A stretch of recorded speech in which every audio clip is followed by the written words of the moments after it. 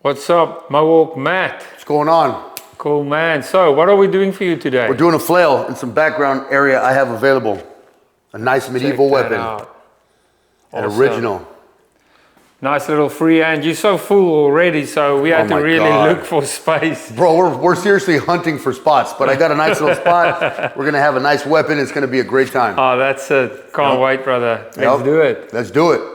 So, yeah, Mohawk Matt, man, welcome to Deangun, the podcast. Thanks for having me. Man, it's so cool, you know, to have you on the show, and we're at Venice Beach. I know, I can't believe we're in Venice Beach right now. Yeah, man. Yeah. Oh, man. So, yeah, give us a bit of history, man. Like, you know, where you from? What did you do when you was young? I know you were big in the graffiti scene. We just spoke with, was it Norks and them? Yeah. I grew up in the San Fernando Valley. It's a little suburb outside of LA. Right. It's part of LA, but we're on the outside of it. Right. Normal life. I got some pretty good parents, middle class. I grew up with graffiti. Graffiti is my love. Oh, yeah. I'm comfortable enough now to let people know that I'm more back into it now, that it's kind of more accepted in LA than it was back in my day. In my day, it was a bad thing. But for me, the graffiti evolved over the years into gangs, and then with gangs comes drugs. And I got myself in some trouble and went to jail for a long time. Right. And I had to really work hard to get out of jail. Yeah, I guess it's almost like same with tattoos. You know, it was very frowned upon back in the day. Yeah. Nowadays, our kids and their parents and bro, they all and a dog get a tattoo. That's hilarious that you say that. That's the best comparison. Yeah. People were attacking us. We were being arrested. The cops were arresting us. Other gang members hated graffiti. They hated it, just like with tattoos. People hated it. Now it's like you see moms and pops with face, and they have face tattoos. And they're starting on their face, their neck, their hands. It's crazy. I didn't go here until I was already covered. Oh man. Yeah, it's like reversed itself now in society. Yeah. I mean, so how would you say, what made you get involved with the gangs? Do you think it was boredom or one thing led to another? For me, it was definitely one thing led to another. Yeah. Graffiti in the 1990s in the LA suburbs, and LA was turning violent. Yeah. It just accidentally slid into the gang lifestyle, like it or not. Wow. But also the gangs in LA didn't like graffiti artists. They were kind of telling us either be a gang member, you can't be, they didn't like taggers. Weren't they doing graffiti as well? Only in their neighborhoods. Right. But we were all city, so we were taking the graffiti everywhere. They didn't like that. They were basically letting us know, join a gang or else we're gonna shut you down. Yeah.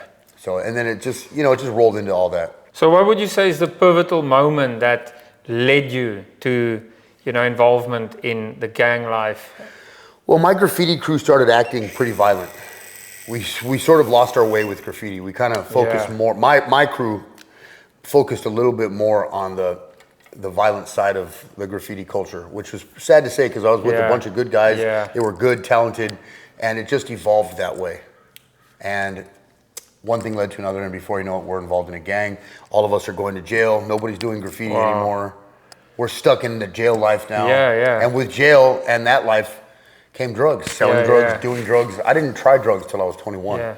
And how old were you when you got involved in this gang? 13. I was like 13 when it all started. When the whole process with graffiti and gangs, I was like 13. Right. And then the sort of crime that you guys did, was it petty things like shoplifting and theft, break-ins? Just like assaults, breaking and entering, maybe some robberies, so some serious shoplifting, stuff. Vandalism.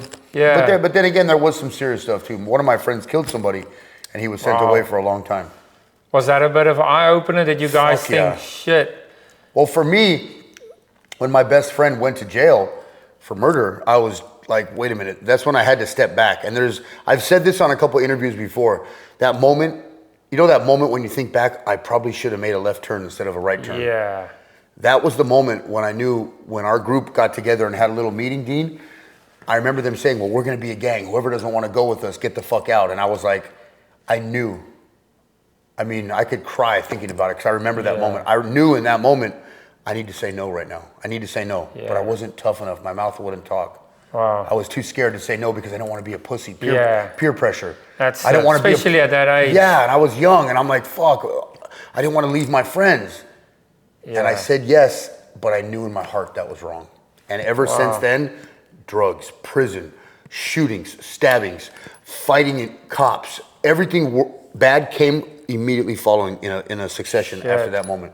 And was there any initiation that had to take place if you want to be part of the gang?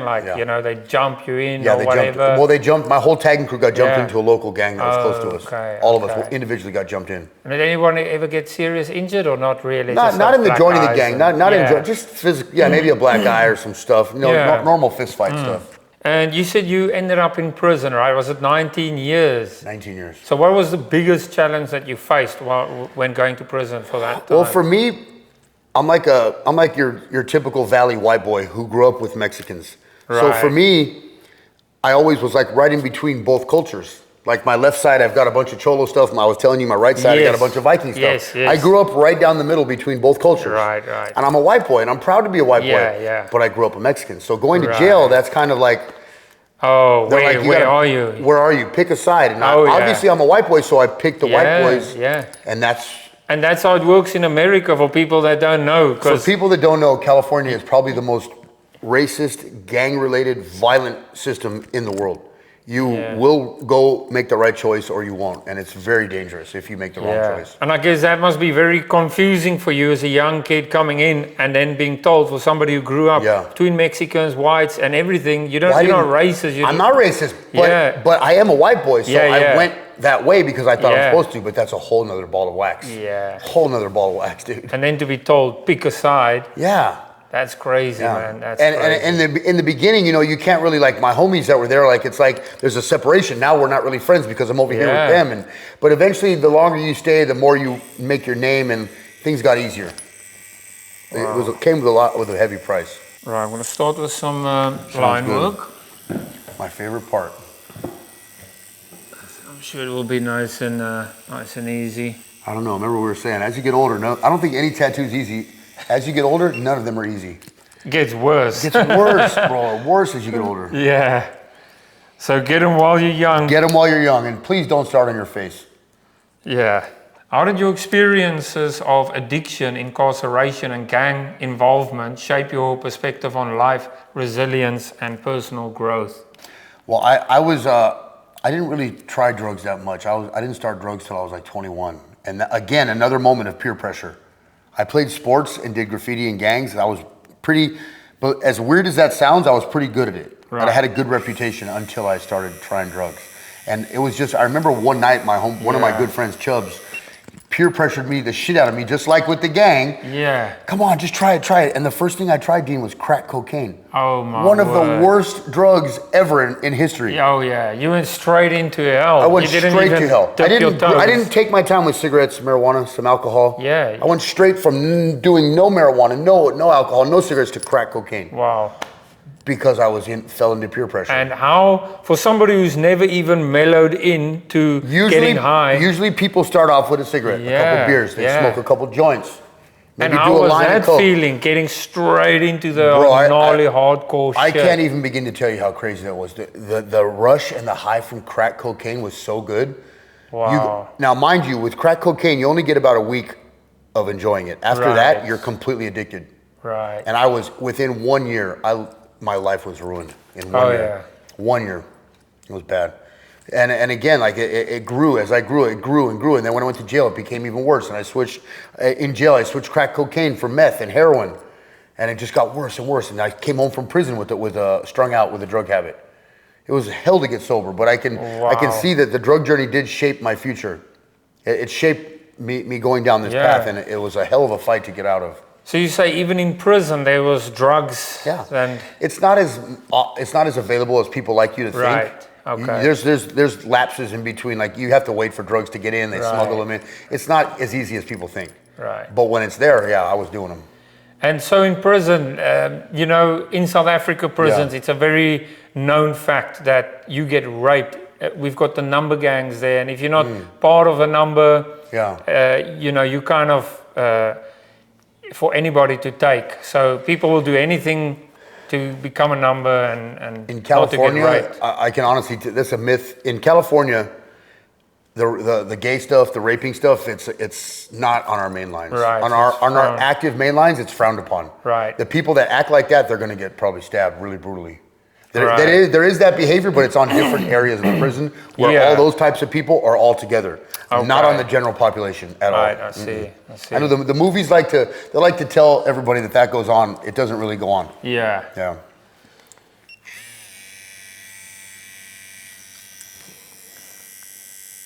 How is how can I say, the tension in prison, and if somebody disrespects you, do you have to make a point of saying, like, listen, it's pretty bad. The tension is you got to pretty bad. stand up for yourself, Yeah, otherwise. one of the things you have to always stand up for yourself. But usually you can establish that right when you get there, so your reputation follows you. Yeah. You know what I mean? I had to go through that little making your bones in the beginning. Yeah. And is there much extra punishment, or do they just throw you in a hole? Or? They just throw you in the hole. I mean, depending on how severe because you can commit a crime inside jail, and in jail you could go to jail inside jail. Okay. Depending on what you do, you can be sent out to court for you can attack a cop and go out to court. There's a lot of stuff that progresses. Right. Yeah.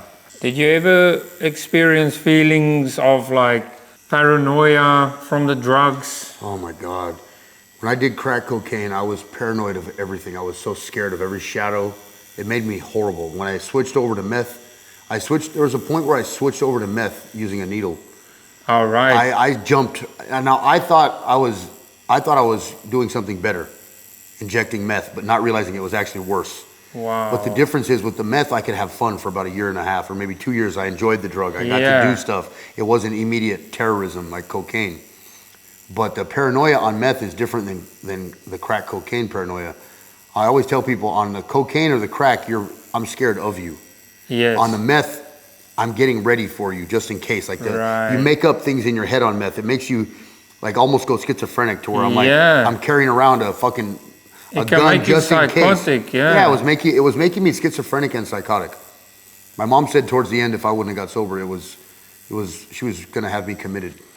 And how old were you when you said you tried the crack? The crack cocaine for the 21. first? That's the first time, yeah? Yeah, I hadn't tried nothing before. Wow. Yeah. I mean, you don't hear any success story starting out with, I took this drug and then, There's probably no success stories with, hey, smoking crack is cool, kids. Yeah, don't smoke crack. Yeah, don't do it. Don't do it, please. So what motivated you to pursue, to become sober and clean and start your life? Well, I got tired of it. I just got tired of it. I was sick and tired of being sick and tired, if that makes any sense. Yeah, I was broken. Totally. I was beaten down. When I got out of prison after all that time, I had a lot of PTSD from prison. On top of it, I now had a pretty serious drug habit that was intense, using needles. And when I got out of prison, I turned a new bedroom in my mom's house into like a fucking jail cell. I was living like I was in jail on the streets. I was having drugs delivered because I didn't want to go out. I was paranoid on the streets because I couldn't handle how fast and how much choices and variety there was on the streets because I'm used to prison. Yeah. We're limited in options. And my drug habit got worse and worse until I just finally ended up destroying my parents' home. And towards the end, I was just tired. I was doing so much drugs, heroin and meth, they weren't working. I was just getting more psychotic and more fucking schizophrenic. And it got to a point, like I've said in some of my podcasts before, I remember one night hitting my dad over some nonsense I had made up in my head. I hit my dad from behind, and when he looked at me, the look on his face is kind of what triggered me to go upstairs and start praying, getting down on my knees and start praying to God. And I was praying to God and Odin. I believe in them both. Yeah. Both of them. I didn't know who's real. I don't know which one of them was going to help me. Odin, Jesus, please, one of you guys show up and help me with this. And 2 weeks later, the drug stopped working.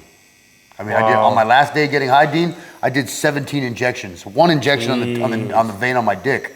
Wow. It wasn't working. It just stopped working.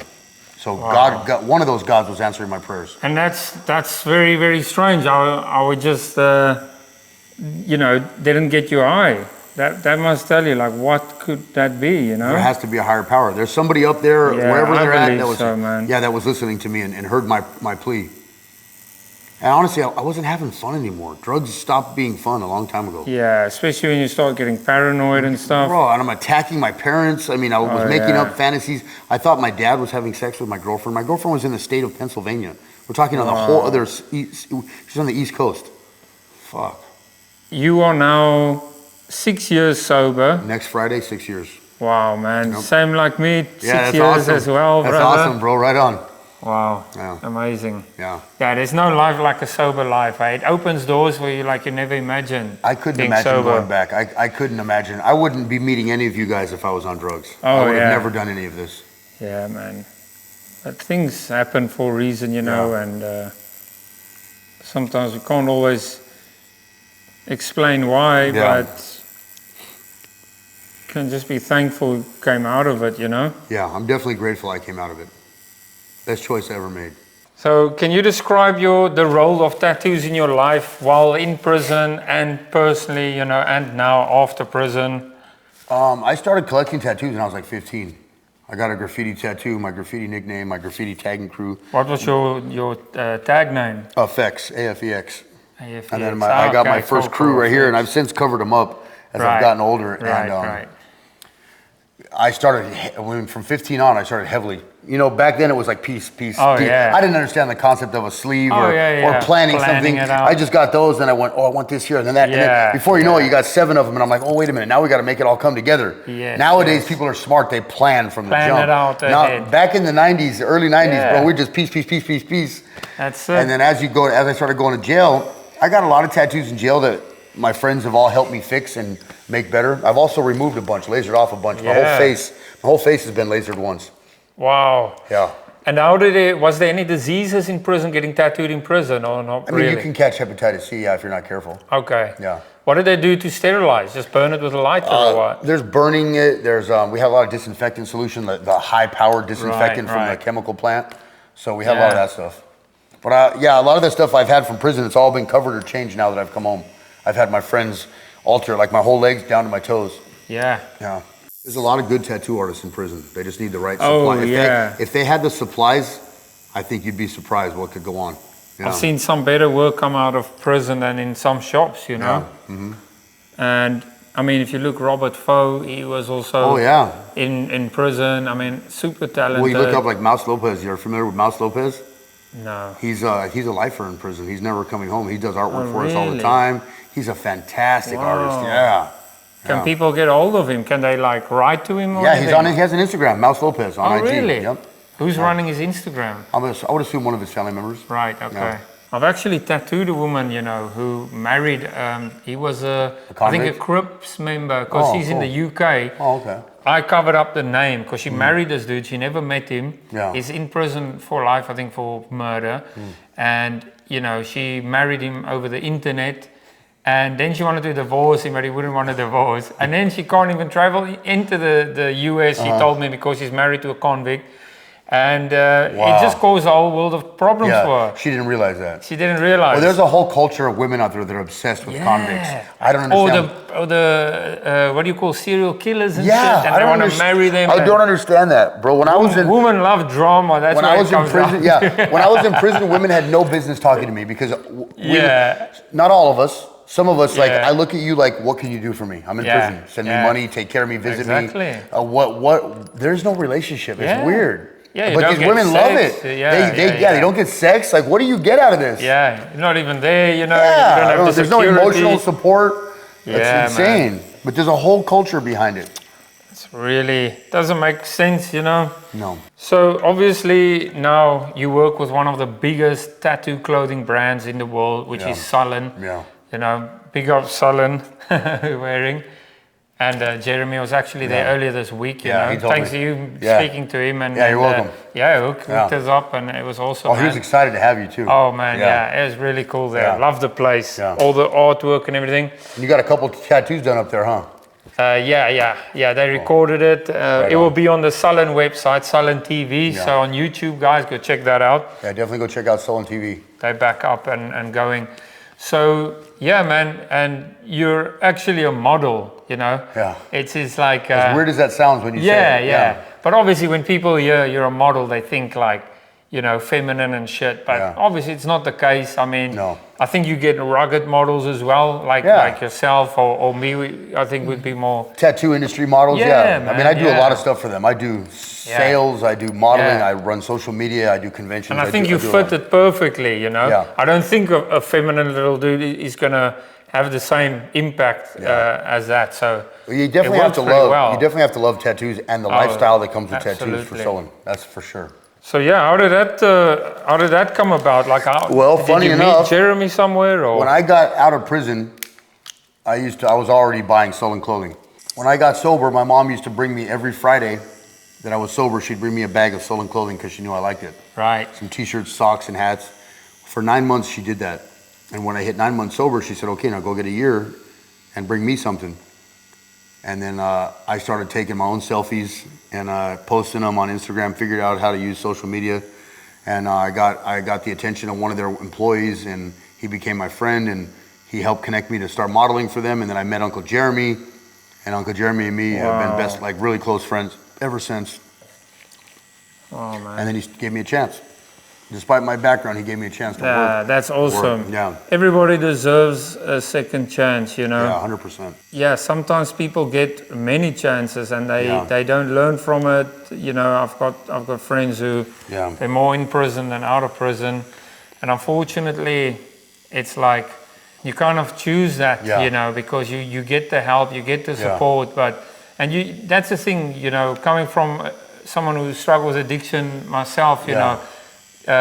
Nobody can get you to stop. Like no one. Your parents, friends, family. It's got to come from within, right? Yeah, 100%. That's the best thing I've ever heard. Otherwise, it's.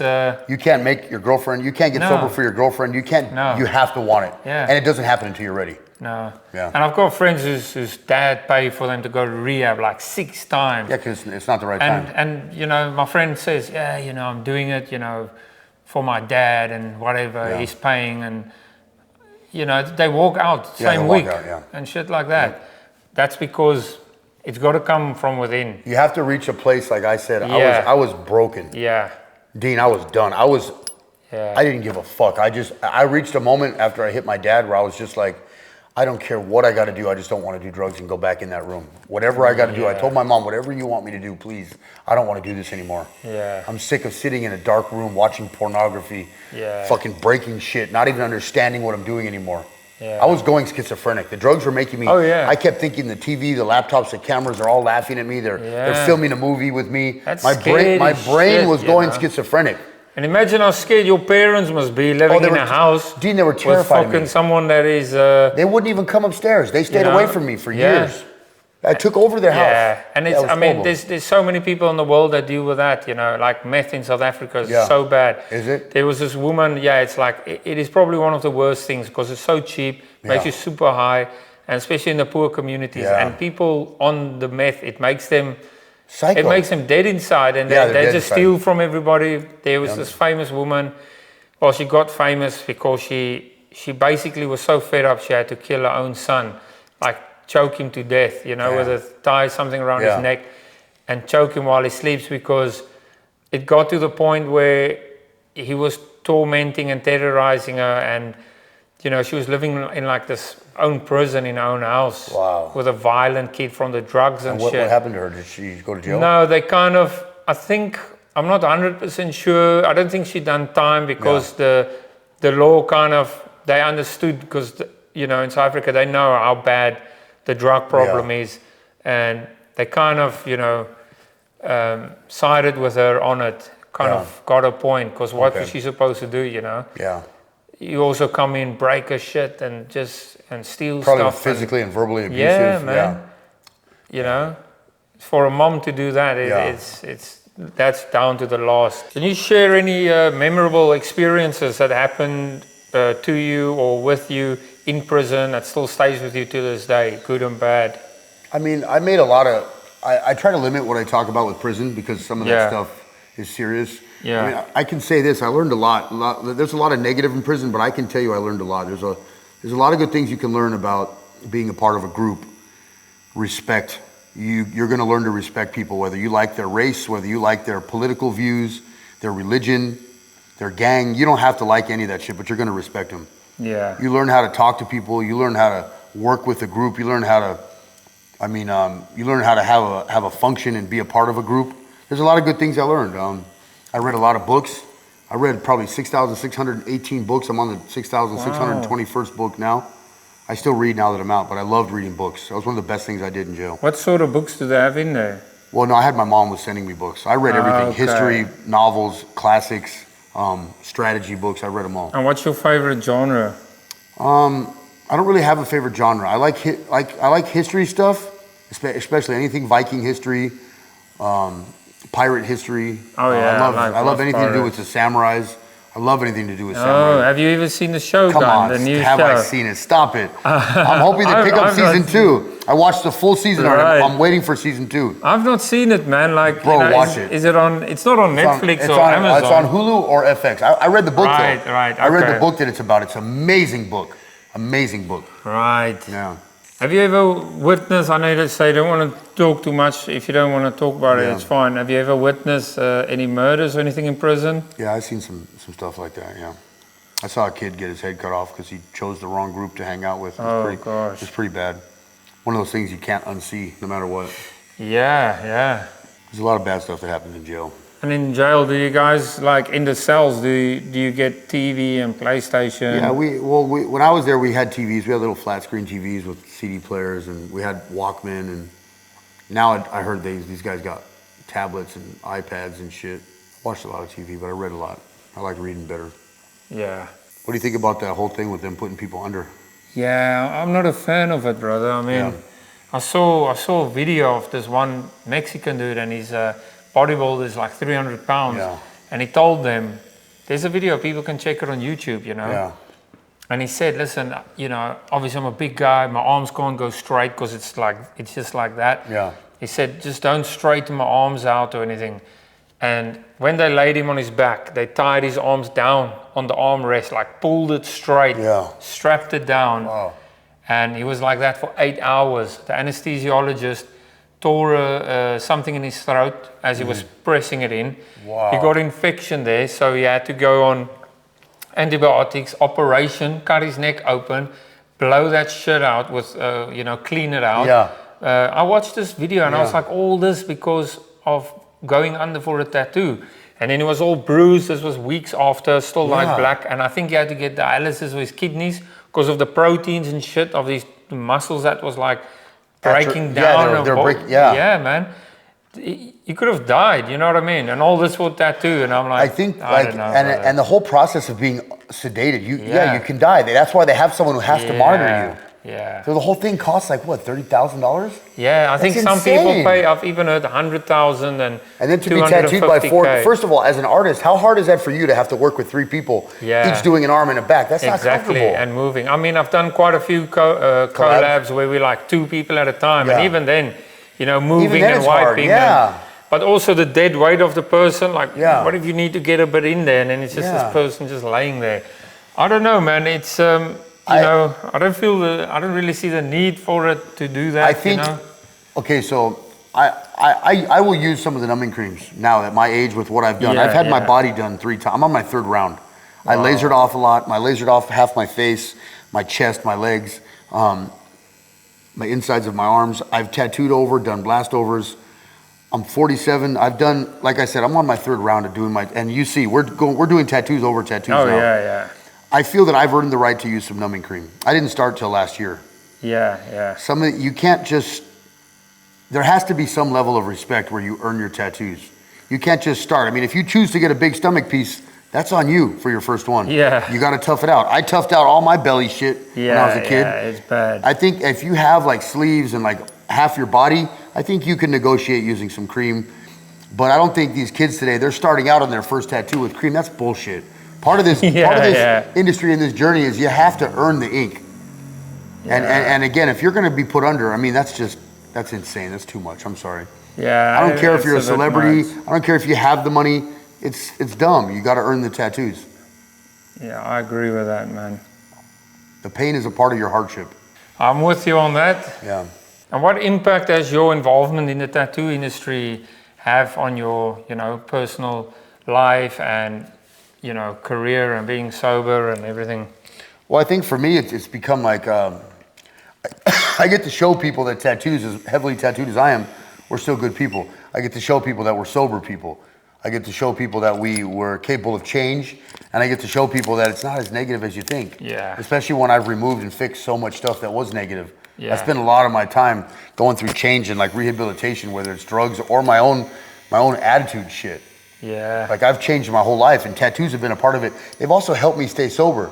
Tattoos can be therapeutic. There are times where I'm having rough times, and I just go get some tattoo work. You know, they're really beneficial. I feel. Yeah, absolutely, man. You know, when we tattoo people, you know, you talk so much about people, their personal lives and what's going on. It's like it's a form of venting, you know. Yeah. It's almost like therapy, sitting with a therapist. Yeah. And we can say anything to you guys. It's, you know what I mean? Yeah. And that goes back to the being put under.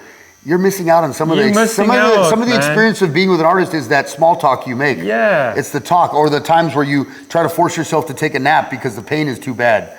You know what I mean? I remember those times too, where I'm trying to just not talk to you because it hurts so bad. Like you can't being sedated, you miss out on the whole process of this conversation or the work you do to get the tattoo. And in a sense, it comes down to also wearing headphones. And look, I've done it myself as well. Yeah. But I feel when I do that, in the past, I kind of, like you say, you miss that connection with the person and building a relationship.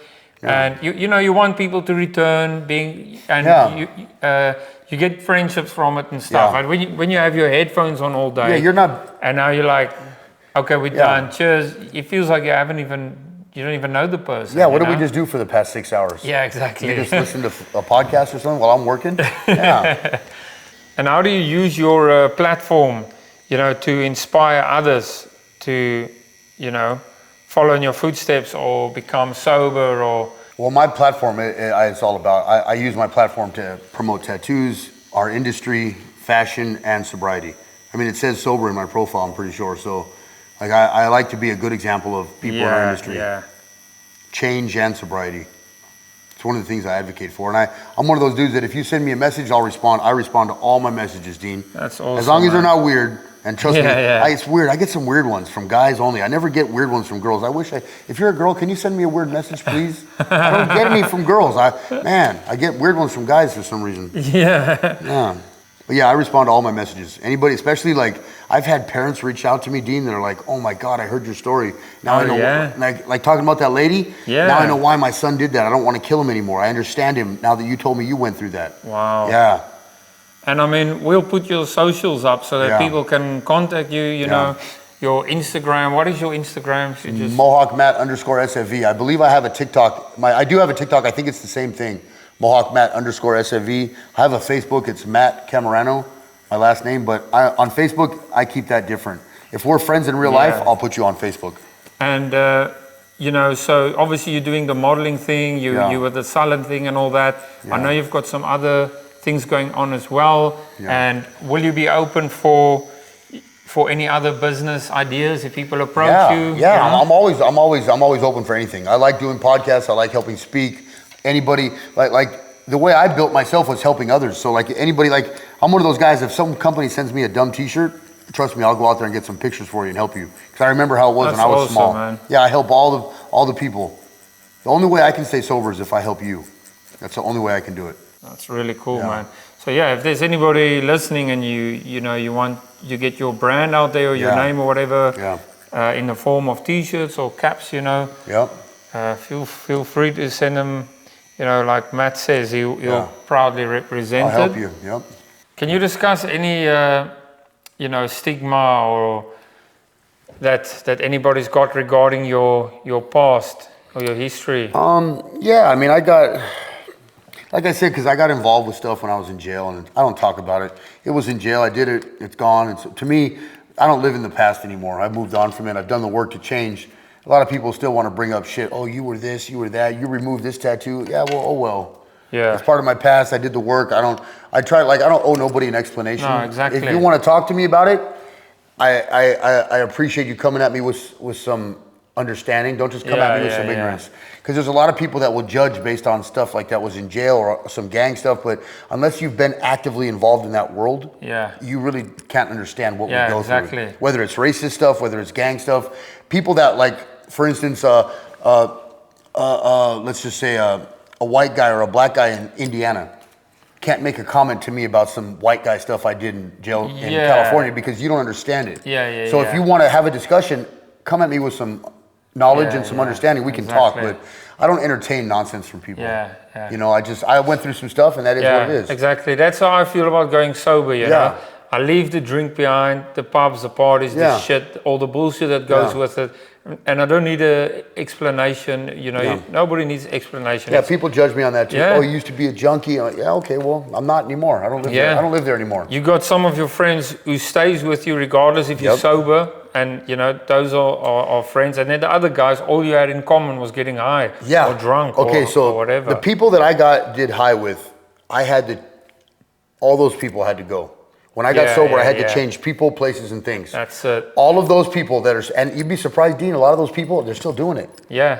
I look back, that's why I don't go on Facebook too much, because on Facebook, half those people, they're still doing the same shit. I'm not there anymore. So I don't want to be a part of it. But I've also found, since I've gotten sober, my real friends, my family, they've all come back. Now that I'm sober again, I get all the good people back. And I can alleviate all the people. And that's all that matters. Yeah. And you know what I feel about drugs and alcohol and shit? It's a waste of time. It is. Never mind. Also, the worst thing is probably because, you know, it's a poison. You name one good thing that comes from alcohol. Nothing, bro. You know, a good few laugh for a few hours, but it costs money. You feel like shit. All the sugar, your health. I've never been an alcoholic. I drank some alcohol to get sober because it helped even me out. But I've always thought sometimes, man, I wonder what it'd be like to have a shot of whiskey on St. Patrick's Day or some champagne on New Year's. I never did it because I went straight to fucking needles and crack cocaine. So sometimes I like to romanticize it in my head. But I'm smart enough to realize I'm an addict. And if I touched alcohol, it would be the same result 100%. As drugs. It's like a gateway. And when you're drunk, even when you get a bit tipsy, that's when you let your guard down. And that's when you do stupid shit. Well, that's what my sponsor always tells me. He goes, Matt, you might not be an alcoholic, but if you drink, you're going to think you can do drugs easy now. So I can't take the chance. Yeah, because your whole judgment is off and you do shit you won't normally do. So why entertain that? You know? So I just avoid it. Although I'm more comfortable going to a bar now. I've been to some parties and events at bars. I don't have to avoid places like that anymore. I'm strong enough. I know where to draw the line. Same. I can go to places but after a while, I'll get tired, you know, and it gets a bit much when people are loud and screaming and well, now that I'm sober, I get tired earlier. I'm not trying to stay out till 1 in the morning at a bar. At 9:30, I need to go home, dog. 10 o'clock, you're already sitting there, you're like, man, you know, this is shit. Totally. But you know what, brother? So every New Year's, I make a point of going for either for a run or a walk or next to the beach. Right on. Early morning, brother. Early morning. Before people are even up. I'm up. I'm up and about. That's right. I walk down. I get the fresh air. Man, I start the year right. Because, you know, all this New Year resolution. I'm going to start doing this and that. But you go into the year drunk and off your head, you know. You're starting it wrong. So you start off early in the morning on the New Year. That's pretty good. So I just, for the new year ahead, you know, and just be thankful and think good thoughts and shit, man. That's right. Have a good plan. And follow through with it. That's it. So how do you maintain a sense of, you know, resilience and hope? I just stay connected. I think I got a good group of guys and a couple girls that I talk to every day. And we got a little good group. And I stay connected to a lot of my friends that I grew up with. We all call each other out on our shit. And did you go to Alcoholics or to the AA? Or? I went to AA and NA. I did them both. I feel they're the same thing. And how do you feel about it? Is it can you recommend it? I mean, okay, so for me, I did it for the first about 3 years and some change. I kind of grew out of it because there's also a lot of drama. There's a lot of people in your business. There's a lot of people just going there to hook up with other people, guys and girls playing around.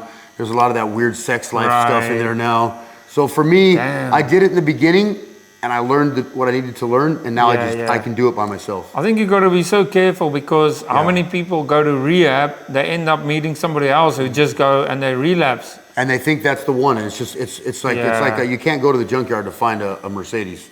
So, but I did it though. I got involved and did everything I was supposed to do for a little over 3 years. And then I learned how to do stuff by myself. I learned what I like, what I don't like. I'm going to do this stuff. I'm not going to do this stuff. So that's how that is. Can you share any projects or initiatives that you're currently involved in? We're doing this new tattoo reality show called Ink Connection TV. It's going to be dope. I take celebrities and compare them with guys like you that specialize in certain things and help their tattoo ideas come to life. And the whole time, sounds pretty cool, man. The whole time we talk about the journey and a little bit about me each episode, and I get to be the mediator, introduce people, and arrange the tattoos. It's kind of cool. Yeah, that sounds really, really good. It will be. Is there any celebs that you guys got lined up yet? Well, we did our first episode with Conejo the rapper. Big shout out to Conejo. I love that dude. Nice. Right now, that was the pilot episode, and we've got a couple offers. We're waiting to see which one picks us up. Oh man, that's exciting stuff, eh? Yeah. I love it. I love all these new ventures and things, going for it, man. Yeah, I've also cool. got a show, my own show coming up on Stolen TV the next couple months. Oh yeah, nice. What are some key lessons or insights that you've learned, that you carry with you every day that you can share? I always do my best to help people. I always do my best to share what I have. I reach out and I talk about things when I'm upset. I don't stay quiet. I try to speak my mind and hold my ground to what I believe in. One of the things about me and my platform is I won't help you do something that I don't believe in. I'm not one of those guys. I've never been rich, so you can't buy me with money. Yeah. I've been so comfortable with being broke that to me it'd be nice to have money, but I've never had it, so I'm not. You can't buy my opinion. You're not going to attach me to your idea or anything that you do. If I don't agree with it, I'm not going to fuck with it. Yeah. So basically, stand up for what you believe in. Don't accept. Not all money is good money. There's a lot of things money can't buy you. Just look at it this way. You can be a billionaire, but walk into maybe down the street or club, and there'll be some woman that won't look at you twice. Yeah. If they don't know you. I like to think that I don't have a lot of money, but I'm good in the streets where I come from. I can go around anywhere in my area and people are happy to see me. More money, more problems. More money, more problems. Well, my dad used to tell me, not all money is good money. Yeah. Like, for example, you want to work in the sex industry? That's great. You'll have a lot of money, but you're going to be miserable because it's negative money. Yeah. Like all these girls that do the OnlyFans and stuff. Oh, man. And all that energy you got to take with you from that person. Well, and then I feel like it's just a bad example for younger women, too. Yeah, totally, man. Yeah. I mean, there's kids being picked on because their mom, is on OnlyFans. Can you imagine? They go to school and all the kids are, I've seen your mom's butthole on TV. Can you imagine that? Like, man, bro, it's insane. Yeah. People are not thinking they're putting money over what's right and wrong, and they know what they're doing, too. Yeah, that's it. Yeah. And not all the OnlyFans girls make a lot of money. Some of them would maybe make $10 a month. Well, yeah, but a lot of them, a couple of the girls that we work with, man, we're talking like up to $35,000 a month. Oh yeah. That's insane. And they're not doing hardcore porn. They're doing minimal stuff. Yeah. Which that's crazy. I think that's what I mean. Well, I think that's funny. What does that say about the men that pay for that? Yeah. Like, wow, what is wrong with you? Yeah, man. I've never paid for sex. I don't think I ever will. Anything you do with, I don't even go to strip clubs, Dean. Yeah. No, I'm not doing it. Well, you can't do anything anyway. What am I don't know. I hate to tell you, in LA, the strip clubs are a little dirty. Oh, is it? Yeah, don't go rushing out to one after the tattoo. Right. But, no, I'm good, man. Strip clubs, there's always that champagne room where anything goes. Oh, right, okay. Yeah. I just don't understand paying for sex. I think like that thing we were talking about earlier, there's a distinctive separation in your values when you are able to put that type of lifestyle. It's that easy to get into, and it's when you make a decision that it's okay to do sex for money, I feel like there's something that's happened in your past or something that makes that separation, because that kind of stuff is always supposed to have been like special and private. Yeah. You know what I mean? Like when you put it out on display and for money, I think there's probably some psychological stuff that's gone on. Have you ever traveled outside of LA? Yeah, we go around the country, lots of conventions. I'm going to Arizona next weekend. I think Houston the weekend after that. Oh, yeah. I do a lot of the conventions for Stolen, yeah. How do you prioritize self-care and mental health in your life now? And how has that impacted your overall well-being? Today, for me, I'm able to, my mental health and my well-being is way more important than anything. So there are days where I just don't do nothing for myself. I have to, because it's as I get older, I get a lot of anxiety. Lately, I've been getting a lot of anxiety. So for me, I'm okay being alone. I'm okay just doing what's good for Mohawk before I put other people's needs ahead of mine. At the same time, I still do my best to reach out and help people, but I'm okay today with saying, no, I don't want to do this, or no, I don't want to drive here. Yeah. You know what I mean? Like I think it's important to say no as well. Yeah. It's not healthy to say yes to everything. No. Because you're going to die inside, yeah, and you're just going to be yes to everybody's needs besides your own. In regards to like what I was saying with like I don't mind helping people. I did that for 3 years in sobriety. I did that for 3.5 years into this industry. It was exhausting. A lot of the times I realized, wait a minute. I can't. Sometimes I have to say no because I'm watching people. Also, at the other side of that is I watch people make money off my face in a t-shirt. And I'm like, you're getting rich. Well, I got a t-shirt that cost $12. Like, and I also drove $100 worth of gas to some location to take the photos for you, and you didn't even give me gas money. So there has to be like a fine line where you, like where I balance helping you. I can help you this much, but not this much. So exactly. Honestly, I'm still learning that. You know what I mean? So no, I think it's totally good to know when to say no. You know, no is an American word. It's in the dictionary, so no is okay. And also, when you're helping people, I'm sure you got to be so careful because, you know, some people they can drag you down, man, if you're not careful. You know, or like energy vampires, and it's like there's some people that are just exhausting. I can avoid. Dude, this is fitting right nicely in there. Yeah, man. Like I say, it's pretty challenging setting up. Normally I'd have you lay down, but you know what? Look at my body, Dean. There's nothing easy about me at all. So looking back on your journey, what are you most proud of accomplishing, and you know, what are you hoping to achieve next? I think getting sober, I'm really proud of that. Going through change therapy, removing tattoos. One of the biggest things for me was coming to terms with like the peer pressure thing where, like my gang, for instance. I love my gang. I love my homeboys. I always will. We made memories together. We spent time in the streets. We went to war together. I love those guys. I just feel for me, it was time for me to change. And I always, one of my worries is always that they're gonna hate me. They're gonna look down on me. They're gonna judge me. Because those guys in my gang were important to me. We did a lot of stuff together, and they're always going to be special. But I had to change. I couldn't do it anymore. And they got to respect it as well, you know. Well, the funny thing is, half of them do, half of them don't. And but I have to accept that also. I get that. I do get it. But for me, that was a lot of the realization of where I need to go. That's not for me anymore. No, but you'll get that, you know. Some people will have something bad to say, and others will be like, yeah, man, you know, you do you. And then there's some of them that still reach out to me like, damn, dog, that's good. You're doing so good. You're actually a good example of us. So I get a little bit of both from both sides. You know, it's funny. My homeboy Droopy, we did a big pumpkin on my whole left butt cheek. A Paul Booth. We took a Paul Booth portrait and did a pumpkin. And he's putting gravestones underneath my butt cheek, like, you know, right there where underneath it. And he's been lagging on finishing it because he's like, man, I don't like having my face right by your butt cheeks, bro. We're friends. And I'm like, well, we're halfway done. We just got to finish it. And it's probably one of the most uncomfortable tattoos to finish between my friend at the same time. Dean, that shit hurts down there. There's the numbing cream doesn't really work down there. Nothing helps in that area down there. Oh, man. It's horrible. Okay, you've been tattooed by so many people. Oh my God, my body's covered with like memories from all you guys now. What tattoo stands out to you most, or means the most to you?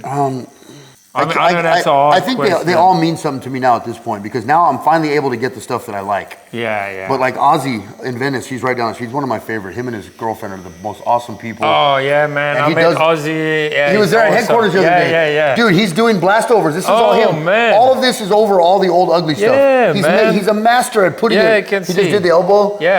I looked at a sleeve he was doing on another artist, Corey. He's doing the same thing on him, blastovers. And it's so bright and vibrant. And it heals great, like you can see all this colorful. Old machine. Foils. I don't think you realize how those machines are scarier because they're so loud.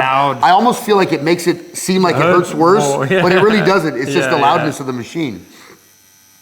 But Ozzy, I mean, dude, I'm waiting to get tattooed by Sleeps. Daniel Rocha. I've got stuff by some great, amazing people, and I'm very grateful to all of them. Niz Carrillo at One Drop, one of my favorites, awesome. Mark Douglas, there's so many of my friends, dude. Joker, Droopy. Have you been tattooed by Freddie Negretti? No, I don't have. See, with a guy like that, what do I offer him? A spot? You don't give Freddie Negretti a spot like that. I would love to have something from him, but I can't come in with a spot the size of a $50. Man. When you were that age, like 15 or whatever, when you started getting tattooed, Like, who was the go-to guy? Like, or was there many guys around? Or Well, I didn't understand the seriousness of the industry back then. We just went to some shop in the city of North Hollywood where there was some old biker guy named Wolf and a gangster named Lefty from Highland Park. We just switched off with these two guys getting piece. We didn't understand the seriousness of the industry. We also didn't understand the difference in quality of tattoos. We assume, oh, you're in the shop, you're the best. Everyone's good. Yeah. Yeah, you're good. Not realizing that's actually not true. There are some people that shouldn't be tattooing in shops. Yeah. And I tended to get some stuff from these kind of guys. Just because he had a motorcycle, it doesn't mean you're a good tattoo artist. Yeah. You know? Yeah. Yeah, damn, looks so this good. guy looks the part, man. He looks the part. He's got the beard. He's got a bike in the front. Oh yeah, we're going to you. He's sick, man. No, sick, bro. Yeah, what happened was I got sick from the tattoo later. You know what I mean, dude? I got sick. He's so sick that he got me sick, and my tattoo's not healing. Actually made me sick. I gotta get antibiotics to heal this fucking thing, and then I gotta have it touched up like 3 times later because it's all scar tissue now. Why did I go just because you had a motorcycle in the front? Fuck. You know what I mean? He's so sick that I got sick. Yeah. Oh man. Shit. That was like 1993. The industry has changed so much since then, you know? They tattoo you straight on the bone. Yeah. That guy, he buried that needle. Man, he buried that needle in me. Yeah. Yeah, the good old days, Yeah. eh? Can you discuss the importance of forgiveness, redemption, and second chances in your journey of rehabilitation and personal transformation? Yeah, forgiveness and rehabilitation is extremely important. I mean, I had to learn how to forgive myself for everything I've done. Yeah. When I got sober, I had to make amends to everybody that I wronged for the most part. And I also had to realize that we all deserve a second chance. I mean, I worked really hard, like I said, therapy, removing tattoos, changing tattoos, stop doing the gang lifestyle, anything to do with that stuff. At the same time, I learned that I have to respect where I came from and be proud of where I came from and always represent the streets that I'm from. But I just can't commit crime and be involved in that lifestyle anymore, in the gang stuff, that is. But forgiveness is extremely important. There are some people that I still can't forgive. I've been through some things with some people, like with my ex-wife. I guess I'll always love her, but there's some things I don't know if I can forgive. But it's important. I know it's important in the journey. Yeah. And it's important in staying sober. And the only way I can stay sober is to forgive and move forward. And I know that it can be so hard to forgive people, but it's like, it's almost in a sense, if you don't forgive them, it's like they've got a hold on you always. Yeah, they're renting space in your head. Yeah. Where, it's easier said than done. Just go, just forgive them and just move on. Like, maybe one day you will, maybe not right now, but it takes some time. Maybe one day it takes time. Just like there's some people, I got to tell you, when we get sober, we have to also realize that not everybody has to forgive us. No. I've done some shit, Dean, where some people have told me, hey, fuck you. I don't care if you're sober. Get the fuck out of here. Yeah. We also have to realize that most of the time, the forgiveness is also sometimes for ourselves, so I can let go of it. Me apologizing to you is for myself sometimes too. Yeah. I can't make you forgive me, but I can try to at least approach the subject. Yeah, totally. I got an ex-girlfriend that I want to make amends to, and it's coming up soon, and I'm so scared to do this because we went through some shit. And, you never know what they're going to say, too, when you approach these things. Yeah. When I went through my list when I got sober, I had a whole checklist. My step 8, I call it, my 9s. My step 9, where I made the amends. I made the list. I made the amends. There's a few people I still got to get, but it was heavy.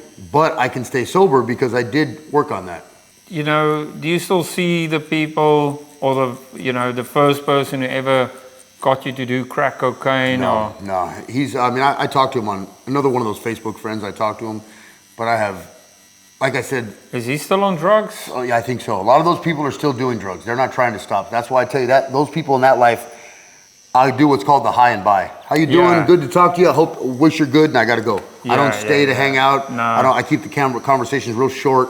I know how to be respectful, polite. But what do we have in common? You're still doing drugs. Well, I don't have like time you for say, that. you got to be careful. You don't want to, you don't want anybody ruining what I've built. Yeah, or pulling you down again. And a lot of these people, they always just want to ask me, can I get some T-shirts? Oh, can you give me some hats? No, you know what? Oh, yeah. Come on, man. No. Yeah. You want to get sober, then we'll talk. Yeah. But I forgave him too. It was my fault. I should have said no. Just like that night when I chose to let them peer pressure me into gangs, it was the same. It was the same thing. You peer pressure me into smoking crack. I mean, what idiot tries crack cocaine for the first time? I should have tried a cigarette or some alcohol. I drank a beer first. Oh yeah, give me the crack. So I have to look at my part. What's my part in that? Yeah. I should have said, "What are you, nuts? Are you out of your mind? You Fuck out of here." Yeah. But you know what? If you didn't do that,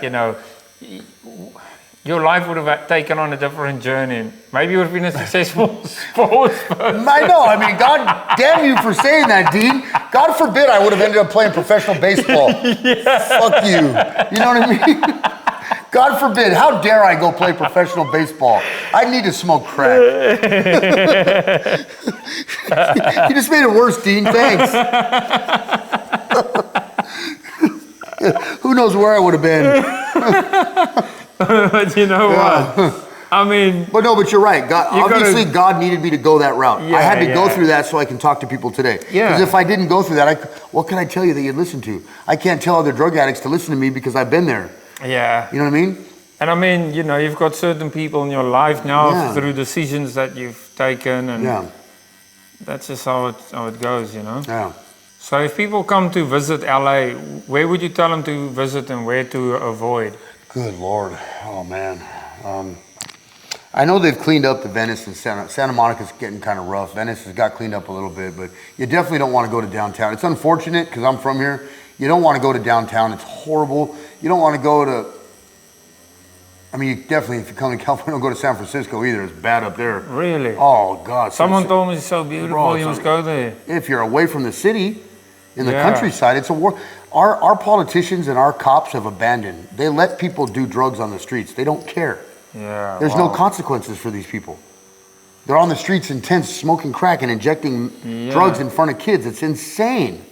In my day, my homeboys would have kicked my ass if I did that shit. I had people at least that would have called me out on that. Yeah. But today, you almost don't. You could go into the valley. You could go anywhere by our beaches. Be careful in the Venice area. Santa Monica is always beautiful, but again, you got to be careful by the pier and stuff. There's just so many aggressive homeless people that are all mentally unstable too. Yeah. It's not just our homeless population is drugs and mentally unstable people, and it's crazy because it's affecting our tourism also. Hollywood, man, nobody goes to Hollywood. Even the people that live in LA don't go to Hollywood. It's so bad. You want to go maybe to the valley or the beaches, or some of our theme parks are pretty nice. Disneyland, Magic Mountain. So what message or legacy are you hoping to leave behind for others who might also be in the same situation or scenario? I guess the change is possible. I want to leave behind that someone like me who went from graffiti, which was my passion, made the bad mistake of choosing the gangs, which by proxy got me hooked on drugs. I feel like that was the curse. I walked away from something that I was good at, that I could be. All my friends, on a side note, all my friends that I grew up with doing graffiti, they're all professional artists right now. Those guys that I called on the FaceTime, they stayed with graffiti. Yeah, they're all professional artists. Yeah, the world famous graffiti artists. Yeah, and now I made this choice, so I'm playing catch up because now that I'm sober, I'm out of the gangs, I'm getting back into that. I feel like the legacy I want to leave behind is that no matter what you go through, you always got another chance. You can always have another chance. Yeah, and share, that is true. And share your message. Use your story and use your message, because there's always someone out there. I can help someone that you can't. You can help somebody that I can't. Each one of us can touch a new, different group of people that the other one can't. And I think it's important to know that, it's not a race. We're all on our own journey in life, Yeah, I agree. But so you were in the Navy as well. Yeah, I served in the US Navy. And you guys you went up to North Africa, I was stationed, I was on aircraft carrier, so I was on the coast by Egypt. It's funny because I tell people all the time, they're like, oh, you're in the Middle East. And I'm like, no, Egypt. And they're like, yeah, Middle East. And I'm like, no, Egypt's in Africa. Yeah. People don't realize it's in North Africa. It's actually, it's in Africa. Just across the river from the Middle East, I think you got Palestine and Israel are on the other side, across the river or across the ocean. So people don't realize that. I was a fireman in the Navy and I got a medical honorable discharge. I get really bad headaches, Dean. Like I get migraines so bad that I'm down for a day throwing up. Wow, do you still get them? Yeah, once a month probably. Have you been to the doctors about it? Yeah, I've had them since I was a kid, on and off. And when I joined the Navy, I didn't think to tell them because I didn't think it mattered, but I guess it's a big disqualification. And they enlisted me, they shipped me out. I was deployed and come out later. I get a pension, thank God, from them now. So how do you envision your future and what goals do you have yourself, you know, personally and professionally? Well, my future, I hope one of these shows I'm doing picks up. I really want that In Connection TV to pick up. I'm looking forward to that. Also, like the podcast, I like doing podcasts. I like to speak. Yeah. I can picture myself being a host. The thing I got coming up with Selling TV sounds good. I really hope that picks up. I don't know, other than that, I'm working on my graffiti. I want that to get better. I'm kind of in school with some of my friends with some of that game. And yeah, I'm open to anything. I'm trying all kinds of things that I can, but I feel like maybe the movies or my own shows where I'd like to go. Oh yeah. Yeah. I know a lot of people from, it doesn't matter whether they're gangs, street, tattoo artists, tattoo shop owners, company owners, religion, recovery, graffiti, street culture, lowriding, photography, videography, artists. I know so many different people and so many different groups that I have a good resume of people I could use as options for shows. Yeah, man. How does the pain feel? Well, it's okay. Not bad. No, not as bad as I thought. Where's your favorite part in the US? I mean, I love the valley that I'm from, but I used to really enjoy going to Santa Monica before it got bad. I love going to the pier. So is it now bad at the pier? Yeah, there's just a lot of homeless people along the river, along Ocean Boulevard, which runs along like the cliff by the pier. It's getting pretty bad. There's a lot of reports on the news about how the community's getting tired of it. You know, the city just lets them do what they want. They don't protect the homeowners and the business owners, and they don't allow you to protect your homes and your business. So what's happening in California and Los Angeles especially, and San Francisco, they're giving more rights to homeless people. Like they're allowed to sit on your porch and poop in your yard, pee in your yard. They're allowed to leave their trash, their needles in your yard. Same with businesses. They don't protect the businesses. They give more rights to the homeless people, which none of us understand. Yeah, that's no good. Yet they raise our taxes. They want more money from us, but they won't protect us, which makes no sense. No. Yeah. But you know what? Every government is pretty much shit and corrupt, and you know they've only got they don't have your best interest at heart. No, they have their own interest at heart. I know. So this is it's something a little different, you know, than what I normally tattoo. And I really enjoyed it. Yeah. You know, it's amazing. I'm just happy I got to collect something from you. Yeah, man. No, it's an honor to tattoo you. Yeah, man. I had a great time, you know? Yeah, me too. I got you to laugh pretty good twice, too. Yeah, man. He's so sick, actually put me in hospital. So sick. So sick that you actually gave me an infection. Thanks for the antibiotics. Yeah. Oh, man. Oh, shit. Yeah. God damn, those first tattoos, you know? I made sure you'll remember that forever. Oh, bro. When I was talking to you about it, it was like I was reliving it all over again. Like, what was I thinking? And it was he's funny. Got the bike, he's got the beard. He's got the bike, he's got the beard, there's a leather vest, he's got a switchblade in his pocket. You're my guy. You know what I mean? And the whole time I remember this feeling of, wow, that hurts really bad for the arm. Like this, and you're pushing me. You don't need to push that hard with the gun, bro. Yeah. It turns into like You wake up with a fever. I wake up with a fever. I'm shaking. I got a scar already the next day. It's like I got a brand. Like a fucking piece of crust. Dude, stuck to the pillow. Fuck, man. You can't get the Band-Aid off. Awesome, brother. Thank you, brother. A good one, man. Yeah, man. Thanks, bro. You gotta take a picture of it for me. Yeah. Here, want to use my phone? That.